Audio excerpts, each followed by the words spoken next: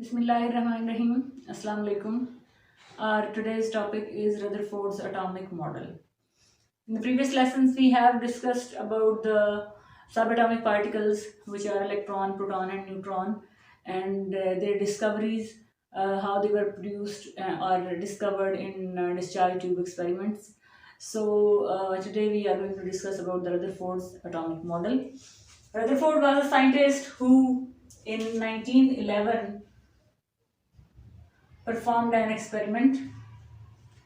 This experiment is also called gold foil experiment.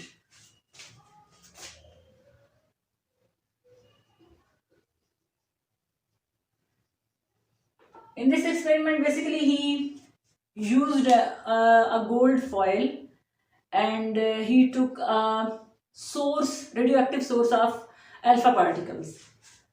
So, for example, here we have a source. We say it may be radium. Radium is an element which is highly radioactive in nature, or polonium. Radium का symbol होता है RA, polonium PO. ये radio active source है आपके पास, जो कि alpha particles इसमें से एमिट होंगे. अल्फा पार्टिकल्स आपको याद होगा, जब हमने डिस्कवरी ऑफ न्यूट्रॉन पढ़ा था तो उसमें भी हमने अल्फा पार्टिकल्स का जिक्र किया था. Alpha particles are basically helium nuclei, और उनमें ये एबिलिटी होती है कि वो बहुत थिक मटेरियल में से भी टू सम एक्सटेंट पेनिट्रेट कर सकते हैं, उसके अंदर सरायत कर सकते हैं, उसमें से पास कर सकते हैं. So we took here gold foil. Rutherford took gold foil. We can show the atoms of gold foil like this. हम कह सकते हैं कि इतनी थिकनेस की है. इसकी जो थिकनेस उसने ली थी, दैट वाज 0.04 सेंटीमीटर. ये उसकी थिकनेस थी. और ये हम सेंट्रल पार्ट एटम का जो कि न्यूक्लियस है वो तो हमें अब पता है, लेकिन बेसिकली रदरफोर्ड ने न्यूक्लियस को डिस्कवर किया था.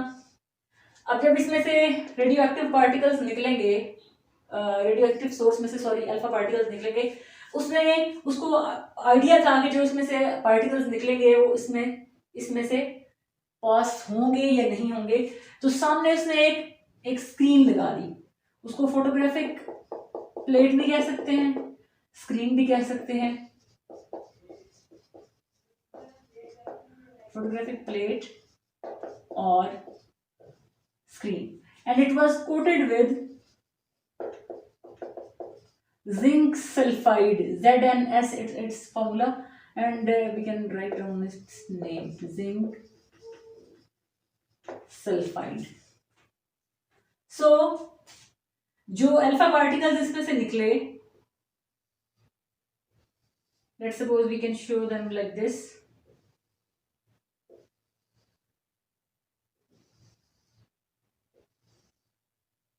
इनपे आप एरोस लगा दें.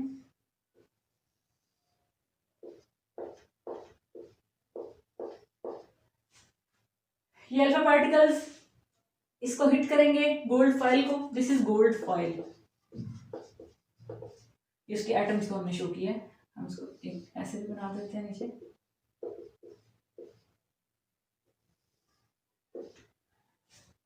हुआ क्या, उसने ऑब्जर्व किया कि ऑलमोस्ट 20,000 पार्टिकल्स में से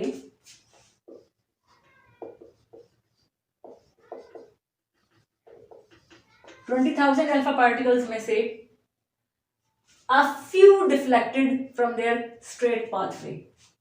कुछ तो स्ट्रेट गुजर गए, कुछ अपने पाथ से थोड़े डिफ्लेक्ट हो गए.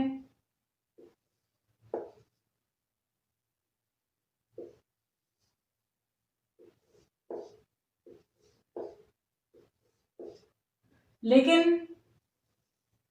majority, most of the particles passed through the gold foil undeflected. उसकी मेन दो ऑब्जर्वेशंस थी रदरफोर्ड की। एक तो ये कि a very few number of particles were deflected from their straight pathway. Almost 20 particles उसने कंसिडर किया कि इतने हैं और उनमें से चंद एक अपने रास्ते से हटे हैं, वरना ऑलमोस्ट सारे के सारे उसमें से पास कर गए। दूसरा उसकी ऑब्जर्वेशन ये थी कि जो डिफ्लेक्ट हुए वो उनमें से जो चंद एक डिफ्लेक्ट हुए उनमें से भी कोई एक आध ऐसे थे जो टोटली डिफ्लेक्ट बैक हुए, बिल्कुल ऐसे अपने रास्ते के वापस आए, वरना ऐसे ही थे कि थोड़ा सा टकराए, अपना रास्ता थोड़ा सा चेंज किया। ये उसकी दो ऑब्जर्वेशंस थी। कौन सी? एक तो ये कि most of the particles passed through the gold foil undeflected, and the second observation was among those who were deflected, उनमें से भी चंद एक आध सिर्फ ऐसे थे जो कंप्लीटली डिफ्लेक्ट बैक हुए, वरना थोड़े से एंगल में फर्क आया कि थोड़े से एंगल से अपने रास्ते से थोड़ा सा उन्होंने अपना रास्ता चेंज किया। सो इन दो ऑब्जर्वेशंस के बेस पे जो उसने इस पूरे एक्सपेरिमेंट से रिजल्ट निकाला वो ये था, उसने कहा कि most of the particles passed undeflected, it means that most of the part of the atom is empty. अगर हम इस एटम को कंसिडर करते हैं तो उसने कहा कि इसमें अगर मेजॉरिटी पार्टिकल्स अनडिफ्लेक्टेड पास हुए हैं, इसका मतलब ये है कि most of the part of the atom is empty, अंदर से एटम ज्यादातर उसका हिस्सा खाली है।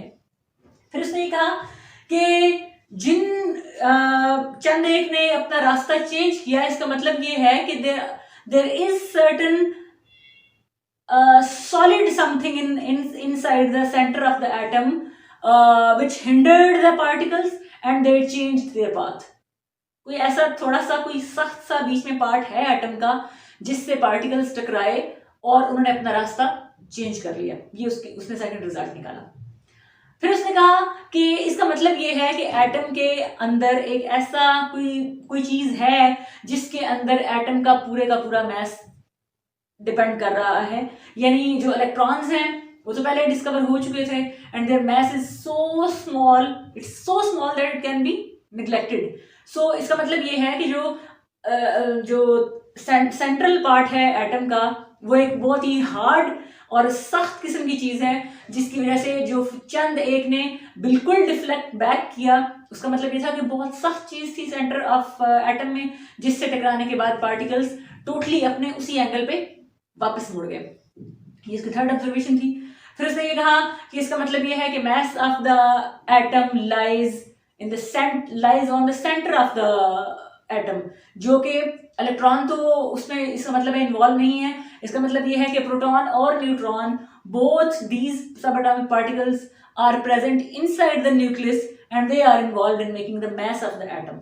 यानी एटम का जो पूरा मास है वो प्रोटॉन और न्यूट्रॉन पे डिपेंड कर रहा है और ये दोनों पार्टिकल्स न्यूक्लियस के अंदर हैं। इसी वजह से जो उसको उन्होंने हार्ड और सख्त भी बनाया है, जिस से कुछ जो पार्टिकल्स हैं वो टकराए और वो बिल्कुल उसी एंगल पे डिफ्लेक्ट बैक हुए। फिर उसने ये भी एक नतीजा निकाला कि जो एटम है उसने इससे ये भी नतीजा निकाला कि प्लम पुडिंग थ्योरी जो है वो गलत है। ये प्लम पुडिंग थ्योरी क्या है?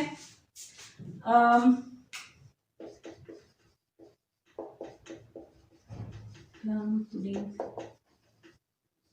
Theory, J Thomson was a scientist, आपने इसका नाम पहले सुना होगा, जिसके बारे में हमने कैथोड रे एक्सपेरिमेंट में हमने पढ़ा था कि जे थॉमसन ने electron charge to mass ratio calculate की थी इलेक्ट्रॉन की, जब कैथोड रेज डिस्कवर हुई है उसके बाद ultimately they were given the name electrons. तो उसने charge to mass ratio calculate की थी इलेक्ट्रॉन की।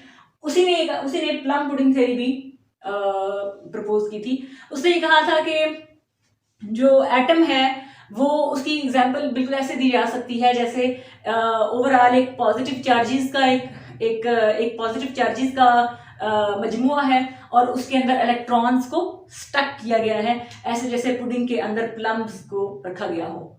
यानी ये जस्ट उसने एक नाम दिया।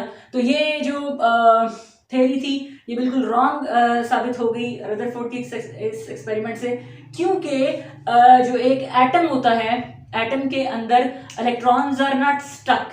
अगर इलेक्ट्रॉन्स भी स्टक होते तो फिर ये जो अल्फा पार्टिकल्स पास हो रहे थे,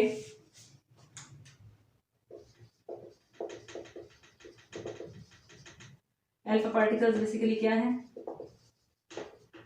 ये हीलियम न्यूक्लियाई है, ठीक है। तो ये जो अल्फा पार्टिकल्स पास हो रहे थे ये फिर इतने ज्यादा नंबर में आगे पास ना होते, इसका मतलब ये है कि electrons are not stuck into the atom just like plums in the pudding. So basically Rutherford atomic model जो था, इसने प्लम पुडिंग थ्योरी जो बहुत एक अरसे से उसको फॉलो किया जा रहा था, उसको डिस्कार्ड कर दिया गया because it was proved as wrong. लेकिन इसके साथ साथ कुछ डिफेक्ट्स भी थे रदरफोर्ड के जो एटॉमिक मॉडल था उसके। एक तो ये कि एक ओल्ड क्लासिकल मैकेनिकल थ्योरी थी जिसके अकॉर्डिंग इलेक्ट्रॉन एटम के अंदर मौजूद होते हैं और जो इलेक्ट्रॉन्स हैं वो कंटिन्यूसली एनर्जी रिलीज करते रहते हैं।